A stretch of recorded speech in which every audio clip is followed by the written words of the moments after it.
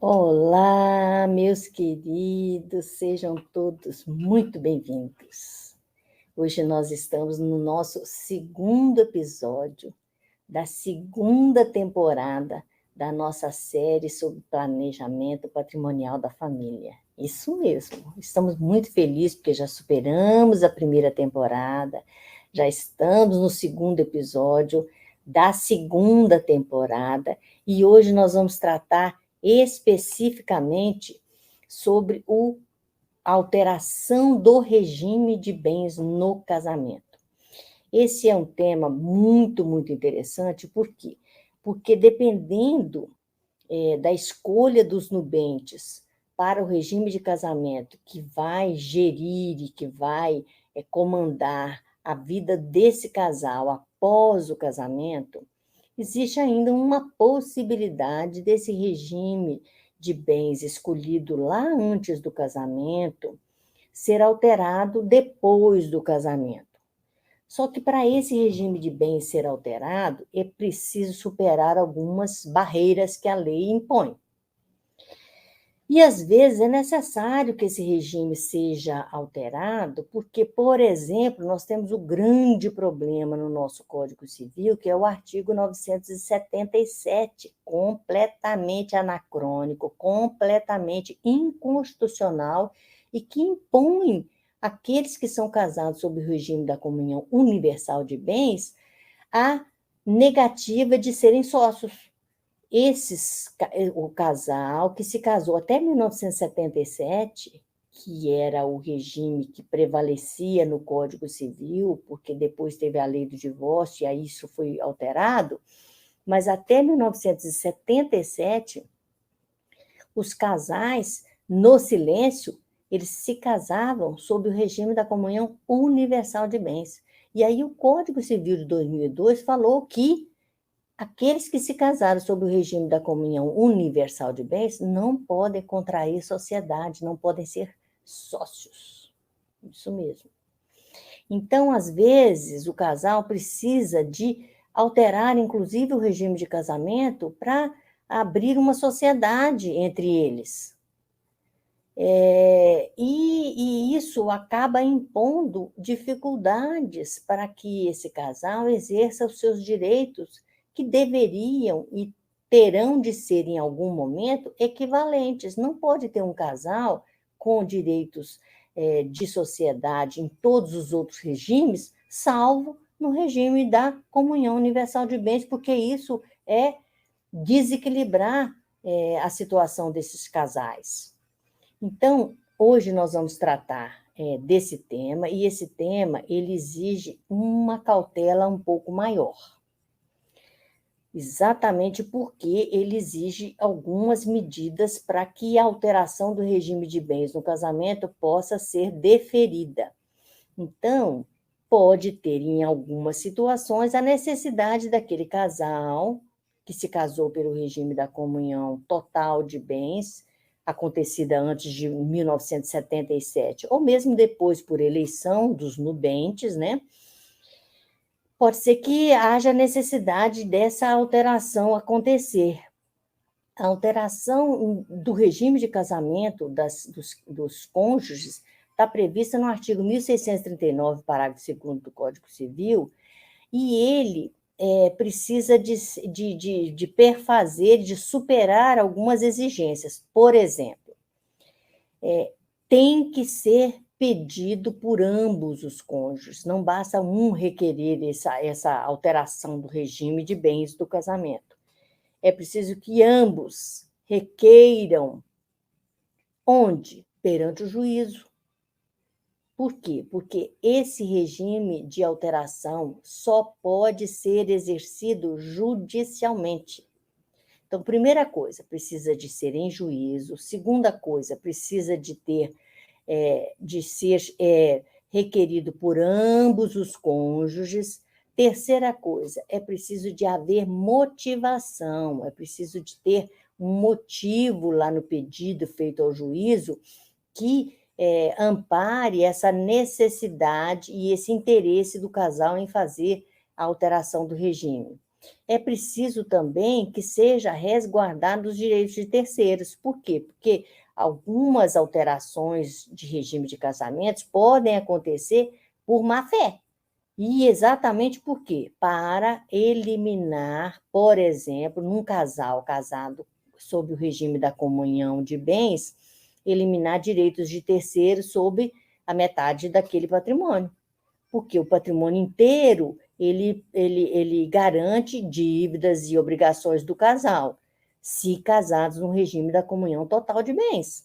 Mas se casados no regime da comunhão, por exemplo, parcial de bens, ou na separação de bens, esses bens, 50% desse patrimônio fica completamente protegido de dívidas.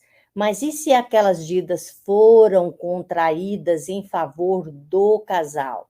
Isso seria um pedido de alteração de regime de bens no casamento, um pedido baseado em má-fé, querendo realmente causar prejuízo a terceiros. Então, não pode. Então, o pedido é feito judicialmente, o pedido tem que ser feito por ambos e motivado, tem que ter motivo e não pode prejudicar terceiros. Quando o regime ele é o regime inicial daqueles que estão vindo ao judiciário pedir a alteração do regime de bens no casamento, quando aquele regime lá do casamento, lá no início da vida conjugal, ele foi comunhão total ou parcial para separação total de bens, é preciso apresentar a partilha dos bens comuns.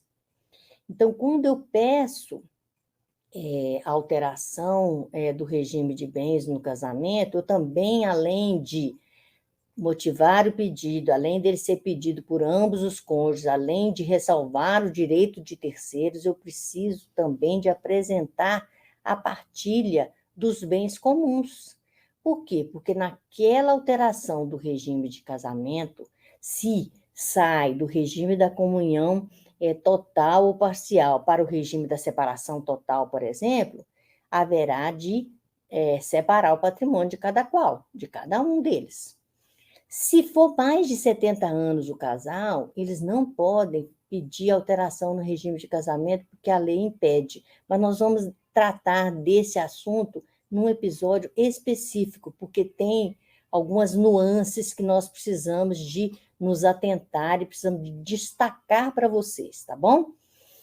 Então, maiores de 70 anos, tem uma súmula 377 do Supremo Tribunal Federal que diz que por força dessa súmula, que por força do casamento na comunhão total de bens, porque dos cônjuges tinha mais de 70 anos, eles, por essa súmula lá do Supremo Tribunal Federal, já existe a possibilidade, inclusive, de dividir o patrimônio a partir da união, a partir do casamento, porque essa súmula entende que o patrimônio é adquirido na constância do casamento onerosamente, aquele patrimônio ele deve ser dividido, e aplica-se para esses casos, pela súmula 377, o regime de bens, por exemplo, do casamento parcial, né, que exatamente dividiu o patrimônio a partir do casamento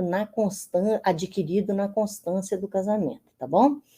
E tem um recurso especial que foi julgado no Superior Tribunal de Justiça, que é o recurso 1671422, 1.671.422 é o número desse recurso, que nesse caso o Superior Tribunal de Justiça entendeu que a alteração do regime ele deveria refletir em toda a vida desses cônjuges, porque nesse caso específico, esse casal estava pedindo para alterar o regime deles de casamento, que era a separação de bens, para união e comunhão total de bens.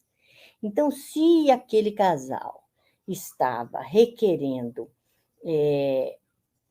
alteração do regime para a comunhão total de bens, não haveria o risco de prejuízo a terceiros. Por quê? Porque o patrimônio não mais seria de metade, seria todo o patrimônio inteiro para preservar direitos de terceiros, né? Então, não haveria risco para terceiros, e esse tipo de regime ele acaba não trazendo risco para nenhum dos consortes, para nenhum dos cônjuges. Então, nessa situação em que esse pedido foi feito por alguém que era casado sob o regime da comunhão parcial ou separação total, que eu não me lembro exatamente qual que é a situação desse casal, mas que a conversão que eles queriam é que a alteração do regime fosse para a comunhão total de bens, então não haveria nenhum risco para terceiros. Para esse caso, então serve de referência para outros casos, né? Os efeitos foram considerados pelo Superior Tribunal de Justiça ex tunc, que significa que essa alteração para regime da comunhão total de bens, os efeitos eram desde sempre, e não dali para diante. Então, os efeitos foram mantidos por toda a vida do casal, desde que eles se uniram. Lá em separação de bens ou em comunhão parcial de bens, agora alterado para o regime da comunhão total de bens, então o Superior Tribunal de Justiça entendeu que os efeitos deveriam ser para sempre, desde sempre. E isso acaba que realmente garante todos os direitos para ambos os cônjuges, assim como garante todos os direitos que cada um dos credores, se houvesse credores, poderia vir algum dia reivindicar. Então, para destacar para vocês que na alteração do regime de bens no casamento é possível, de repente necessário para alguns momentos e para algumas situações, e nessas situações em que haja alteração no regime da comunhão de bens ou no regime de casamento, seja para qual for a nova escolha, haverá de observar esses requisitos que nós passamos para vocês e que está contido nesse material que acompanha esse nosso encontro de hoje. Se você acha bacana, siga a gente, deixa seu like, compartilha, que é muito mais bacana. Inscreva-se lá nos nossos canais, no Instagram, no YouTube, no Facebook, porque lá nós temos informações diárias e muito mais detalhadas, com palestras, com artigos, com muita consulta para você se informar cada dia mais sobre planejamento patrimonial da família, para você fazer sempre as melhores escolhas para a sua família. Até a próxima, pessoal. Um abraço.